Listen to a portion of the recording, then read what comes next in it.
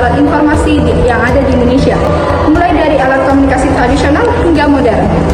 Untuk mengetahui lebih jelas suasana dan isi dalam museum tersebut, kita langsung saja terhubung pada reporter kami yang sudah berada di lokasi. Silakan untuk Velia Natasha. Kami berada di Museum Penerangan yang berlokasi di Taman Mini Indonesia Indah, Jakarta. Museum ini memiliki sejarah perkembangan komunikasi dan juga penyiaran.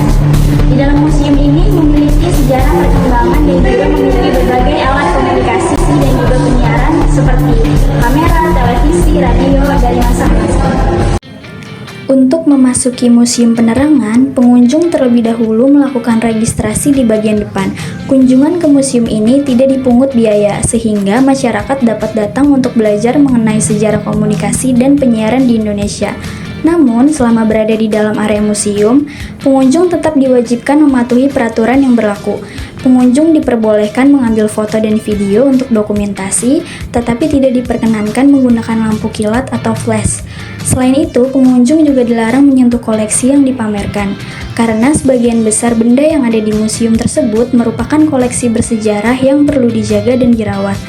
Dengan mematuhi aturan tersebut, pengunjung dapat menikmati proses belajar di museum dengan nyaman, sekaligus ikut menjaga koleksi agar tetap dapat dilihat oleh generasi berikutnya. Museum Penerangan yang berada di kawasan Taman Mini Indonesia Indah merupakan salah satu sarana edukasi yang menampilkan perjalanan sejarah komunikasi dan penyiaran di Indonesia. Museum ini diresmikan pada tahun 1993 sebagai tempat untuk menyimpan dan memperkenalkan berbagai koleksi yang berkaitan dengan dunia penerangan. Bangunannya berbentuk bintang bersudut 5 yang melambangkan Pancasila serta 5 unsur penerangan, yaitu penerangan umum, pers, radio, televisi, dan juga film. Kita di Museum Penerangan Taman Mini Indonesia Indah masih berlangsung. Setelah jeda iklan, kami akan membawa Anda untuk berkeliling lebih dekat dan melihat hal-hal menarik lainnya di Museum Penerangan Taman Mini Indonesia Indah. Oleh karena itu, tetap bersama kami setelah jeda iklan. 본다는 것은 경험하는 것, 이해하는 것, 소통하는 것, 만나는 것, 발견하는 것. 아큐브 오아시스 원데이의 하이드라럭스 기술로 하루 종일 촉촉하고 선명하게 내가 보는 세상은 본다는 것 그 이상 아큐브! Baru Fragrance Brightening Body Serum. Kulit glowing 10% niacinamide. Wanginya mewah. Tahan lama, tekstur ringan. Body care favorite, setiap waktu. Kulit cerah, wangi mewah.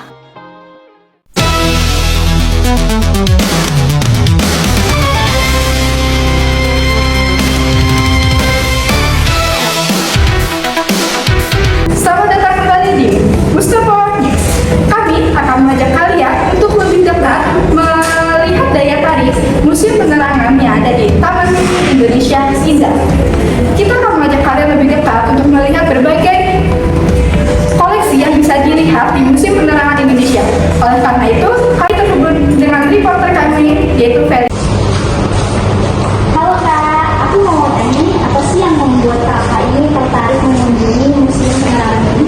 Oh, menarik banget Kak, karena di museum ini banyak banget menceritakan tentang sejarah-sejarah perkembangan media dan penyiaran di Indonesia.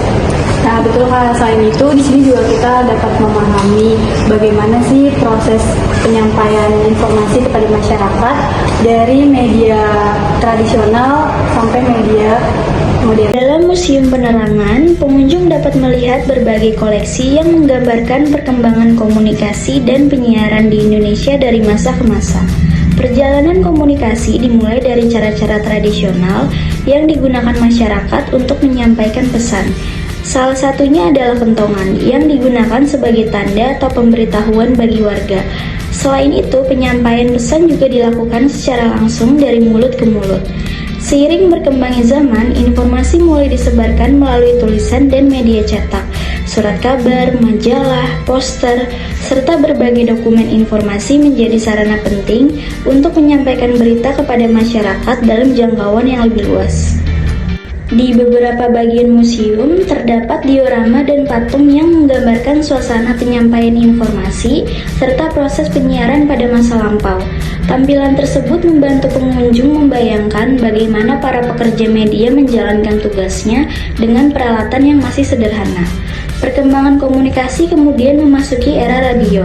Radio menjadi salah satu media penting karena informasi dapat disampaikan melalui suara dan didengarkan oleh banyak orang secara bersamaan. Setelah itu, televisi hadir sebagai media penyiaran yang tidak hanya menyampaikan suara, tetapi juga gambar.